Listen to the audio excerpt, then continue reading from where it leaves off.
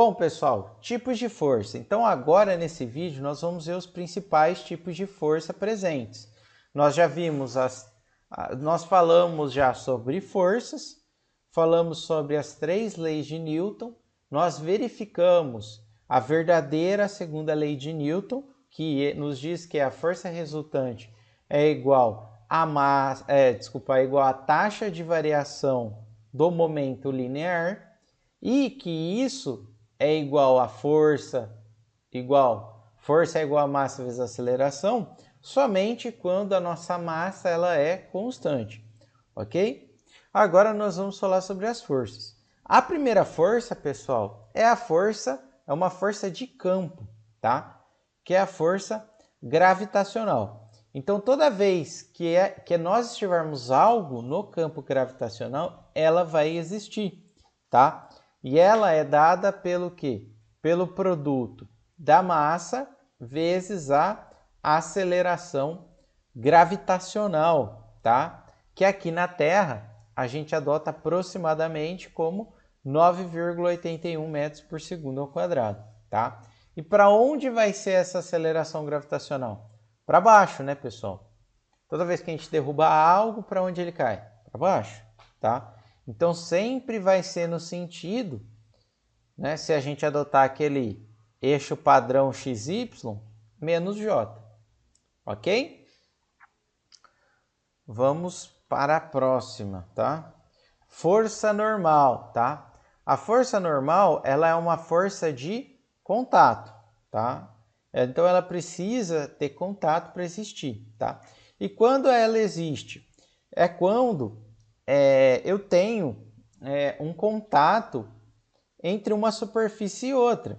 E justamente para uma superfície não entrar na outra, essa força existe. Então, por exemplo, aqui, ó, só para ficar mais claro, no caso a caixa, ela está aqui, né? Nós sabemos que a caixa, como ela tem uma massa, ela está no campo gravitacional, ela vai ter um peso, tá? Então, se eu jogar a caixa daqui, ela vai cair. Isso é óbvio. Quando ela chega no chão, ela continua caindo? Não. Por quê? Porque o chão ela aplica uma força contrária, que faz com que a caixa ela pare aí, né? Não vai ter movimento mais nesse sentido, tá? O sentido da força normal, pessoal, vai ser sempre perpendicular, ou seja, 90 graus da superfície de contato, ou seja, normal superfície de contato. Aqui é a mesma coisa. Por mais que eu empurre a caixa aqui para a esquerda, ela não vai atravessar a parede. Então a parede ela vai executar uma força normal, 90 graus da onde está apoiado, né? Aqui é a mesma coisa. Por mais que a caixa tende a ir para baixo devido ao peso, ela não vai conseguir entrar aqui nessa superfície triangular. Então, consequentemente, eu vou ter uma força normal que não faz com que isso não ocorra. E ela vai ser o quê? Perpendicular à superfície de contato. Ok? Tudo bem? Então, essa aqui é uma força normal importantíssima para a gente também. Força de atrito, pessoal. A força de atrito, ela é uma força que ela é contrária ao movimento de um determinado objeto, tá? Então, por exemplo, é aquela força que quando você empurra algo, ela gera um empecilho, uma resistência para o sentido do movimento, que é esse FA aqui, ok? Ela sempre, qual que vai ser a direção? Sempre contrária ao sentido do movimento do meu objeto que eu estou estudando, ok? Que eu estou analisando. Essa força, pessoal, ela pode ser estática ou dinâmica. Por quê? Porque se a força de atrito ela é tão grande que faz com que o objeto não se mova, mesmo eu aplicando a força, ela é considerada estática, tá? E aí, como eu vou calcular a força de atrito estática? Pelo coeficiente de atrito estático, que é esse μe aqui, vezes a normal, ok? Só que o que pode acontecer também? Eu posso ter a influência do atrito, mesmo se o meu objeto está em movimento. Então, enquanto o meu objeto está em movimento, eu posso ter o atrito também. e esse é o atrito cinético. E aí, como eu vou calcular a força de atrito? Coeficiente de atrito cinético vezes A normal. Aí vocês podem perguntar para mim, mas professor, não é a mesma coisa os dois? Não, não é, pessoal, tá? Por quê? Porque o coeficiente de atrito estático e o coeficiente de atrito cinético, mesmo a gente adotando a mesma superfície, o mesmo corpo e a mesma força, ele vai variar, ok? Então, sabe-se aqui de experimentos que o coeficiente de atrito estático, ele é maior que o cinético. De tal forma que eu preciso de uma força maior para fazer o corpo sair, né, digamos assim, do repouso. Eu tenho ali uma força de atrito maior quando ele está no repouso, e quando eu tenho movimento, essa força de atrito pode ser o quê? Bem menor, devido ao coeficiente de atrito cinético ser o quê? Menor que o estático. Acho que vocês já perceberam isso quando empurraram alguma coisa, arrastaram uma coisa. Para você tirar ela do lugar, você faz normalmente uma força muito maior do que quando ela já está em movimento, tá? Então, isso é um fator importante para analisarmos, tá? Bom, depois nós temos o que? A lei de Hooke e a força elástica, tá? Quando vocês virem esse termo força elástica, é a força que possui em elementos elásticos, como, por exemplo, uma mola, tá? Então, a força elástica, ela é dada pelo produto da constante de rigidez da mola, que é esse K, e o que? A deformação da mola, tá? Em metros. Essa deformação, pessoal, pode ser tanto comprimindo a mola como distendendo, tá? E qual que é o sentido da força elástica da mola? Ela é sempre, pessoal, contrária ao movimento da mola. Então, por exemplo, se eu apertar a mola, o que vai acontecer? A força elástica dela vai fazer com que ela volte ao estado original, né? Ou seja, ela vai empurrar a mão para o sentido oposto. A mesma coisa, se eu puxar a mola, ou seja, distender, a mola ela vai tender a retornar ao comprimento original dela, ou seja, fazer uma força no sentido contrário, ok? Então, isso é importante, pessoal, porque a força elástica ela não tem um sentido específico. Ela vai depender única e exclusivamente se você está comprimindo ou estendendo a mola. Então, vai ser ao contrário do sentido de compressão e ao contrário do sentido de distensão da mola, ok? Bom, nós temos também a força gravitacional, principalmente quando analisamos corpos aí no espaço, tá? Mas a gente não vai entrar muito em detalhes, tá? E nós temos também a força de tração e compressão, também é uma força de contato, no qual a força de tração é aquela força que você faz para puxar alguma coisa por meio de uma corda, um cabo, um fio, né?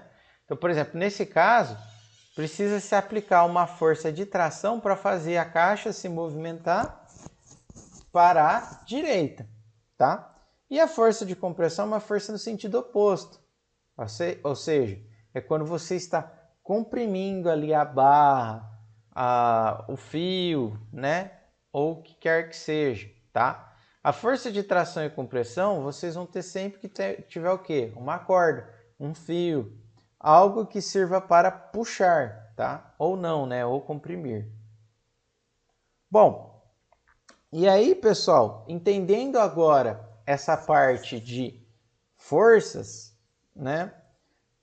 Como que nós vamos resolver ou analisar sistemas dinâmicos? O primeiro passo vai ser pegar aqui um determinado corpo ou conjunto de corpos e analisar todas as forças que estão nesse corpo. Não somente, digamos assim, pontuar as forças que existem, mas colocar também a direção e o sentido de cada uma. Então, por exemplo, se eu analisasse essa massa aqui, ó, quais forças nós teríamos? Nós teríamos o peso para baixo, nós teríamos uma força normal para cima, porque aqui eu tenho uma superfície de contato, tá? A força aqui, que pode ser uma força de tração para a direita, se estivesse puxando ali a corda. E nós teríamos, contrário ao movimento da caixa, uma força de atrito, que pode ser estática ou cinética. Depende se tem movimento ou não. Se tem movimento é cinética, se não tem é estática. Aqui, pessoal, algo bem parecido, ó, tá? Só que num plano inclinado. Veja que a força de tração está na direção da corda. A força normal ela é perpendicular à superfície de contato. O peso continua sendo para baixo e a força de atrito é contrária ao movimento de tração, tá? Bom, veja que eu também posso ter mais de um corpo junto, tá? Ok? Que é o caso aqui embaixo. E aí eu posso analisar ou o conjunto junto ou cada um separadamente, tá? Nesse caso, eu estou analisando cada um separadamente. Então, por exemplo, se eu pegasse o bloco laranja, eu teria o quê? Ó, mesma coisa, normal para cima, peso para baixo, eu tenho uma força externa aqui aplicada a F, e o que seria esse carinha aqui? Seria uma força normal, pessoal. Do que? Da caixa 2 em relação a 1, né? Porque eu tenho um contato entre as duas, tá? E a caixa 2, ela oferece uma resistência à caixa 1. Ah, mas está um movimento? Não sei, pessoal. Pode ser que esteja, pode ser que não seja, não esteja, mas mesmo assim vai estar oferecendo uma resistência. E aí eu analiso a caixinha 2, mesma coisa, peso para baixo, normal para cima. E aqui, ó, lembra? Lei de ação e reação. Se antes eu tinha uma normal da direita para a esquerda, aqui eu vou ter a mesma normal, só que no sentido oposto, tá? Por lei de ação e reação. O que isso significa? Significa que a minha caixinha vermelha, a laranja, ela vai estar empurrando o azul. E essa força normal, ela basicamente nos está demonstrando isso, tá? Bom, e aqui é a mesma coisa, tá, pessoal? Não vou exemplificar cada um por cada um aqui, senão nós vamos demorar muito, tá bom? Bom, pessoal, entendido isso, eu quero só fazer rapidamente esse exercício aqui com vocês. E aí, na próxima semana, nós vamos fazer diversos exercícios relacionados a isso, tá? Bom, então ele quer saber as equações dos movimentos na direção x e y. De tal forma que o eixo x, ó, não está nessa direção horizontal, está na direçãozinha da rampa. E o y está nessa direção aqui, tá? Ou seja, perpendicular ao eixo x. Então, qual que é a primeira coisa que nós fazemos?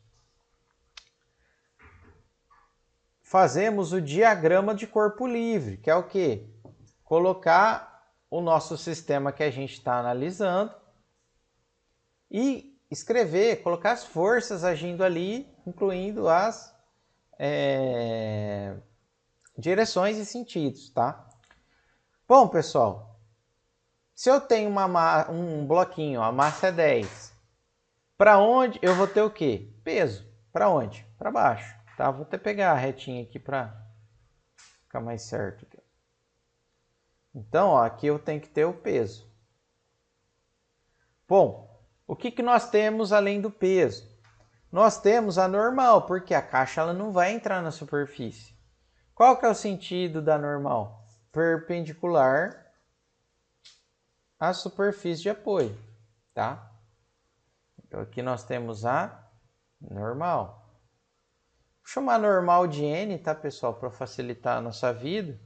E o peso de P, tá? Beleza? Feito isso, o que nós temos também? Ó? Aqui ele fornece um coeficiente de atrito cinético, perdão. Tá vendo que tem um K? Ou K ou C é cinético, tá, pessoal? Então, eu vou adotar que está tendo movimento, porque senão ele teria fornecido o estático. E se eu tenho movimento, para onde vai ser essa força de atrito? Contrário ao movimento, né? A tendência vai ser a caixinha cair. Então, ó, eu vou ter uma força de atrito para cá.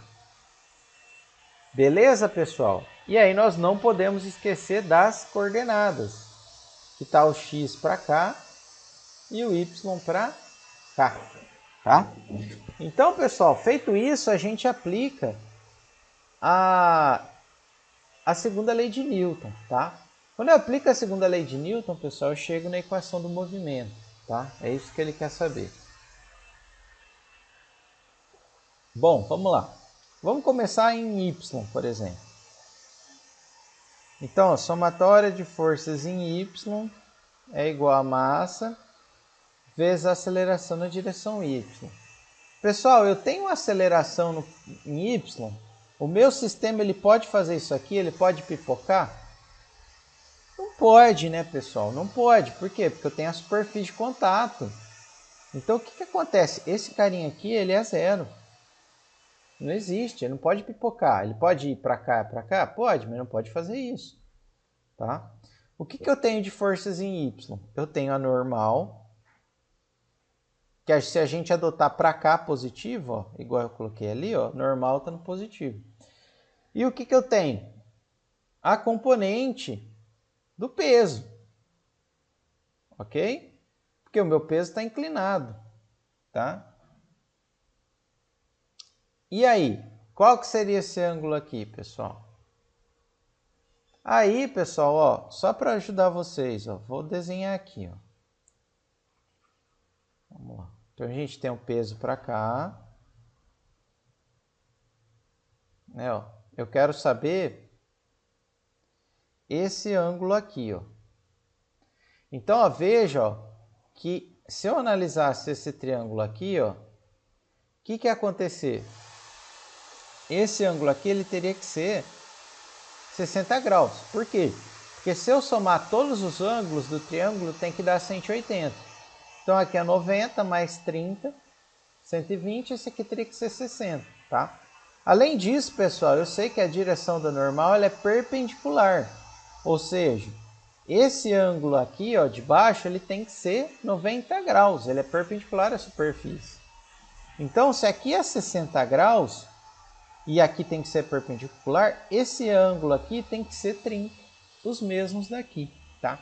Também pode ser, quem quiser dar uma olhada aí, pela propriedade de ângulos alternos internos, vocês também consigam chegar nisso aqui. Bom, então esse ângulo aqui é de 30 graus. E aí a gente pode fazer a decomposição do peso. Seria o ângulo de 90. Veja que, ó, se eu passasse esse triângulo aqui para baixo, pessoal, ó, só para ficar mais fácil para a gente desenhar. Ó.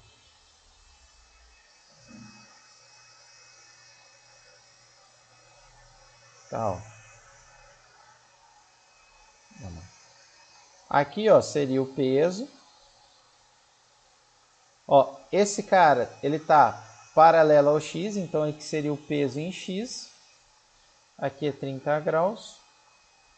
E esse carinha aqui, ó, é o peso em y, porque ele tá paralelo ao eixo y. E aí, ó, o meu peso em x, ó, ele não tá oposto, ó, ao ângulo de 30. Então, seria o peso vezes o seno de 30. E o peso de y, ele está adjacente ao 30. E aí eu utilizo cosseno de 30. Tá? Bom, então, ó, veja, o meu peso ele está para baixo, na direção y, ou para cima? Para baixo, né, pessoal? Ele está para cá. Ó. Então, ficaria normal menos py é igual a 0. Então, a minha normal seria igual ao py. Portanto, a minha normal seria o quê? mg cosseno de 30. Por quê? Porque isso aqui é o p cosseno de 30. Vou adotar o g igual a 10, tá, pessoal? Só para facilitar as contas aqui para a gente. Ó. Então, a normal ela seria o quê? Acho que a massa é 10 também, ó, 10 quilos. Então ficaria 10 vezes 10 vezes cosseno de 30. Fazendo as contas, daria aí 866,7 newtons. Vamos ver se é isso mesmo. Vamos lá para aplicar o cosseno aqui. Dá 86,6. Está errado aqui. Então 86,6 newtons, tá? Agora eu faço a mesma coisa no outro sentido, ó. Vou vir até aqui para a gente não se confundir. Eu tenho aceleração em x? Tenho, né, pessoal? Por quê? Porque o meu bloquinho ele pode acelerar para baixo ou não, tá? Então, ó, o que eu tenho favorável a x? Ó? É a componente do peso na direção x. Ó. Tá vendo? Que estaria aqui. Ó. Então, ficaria o peso em x.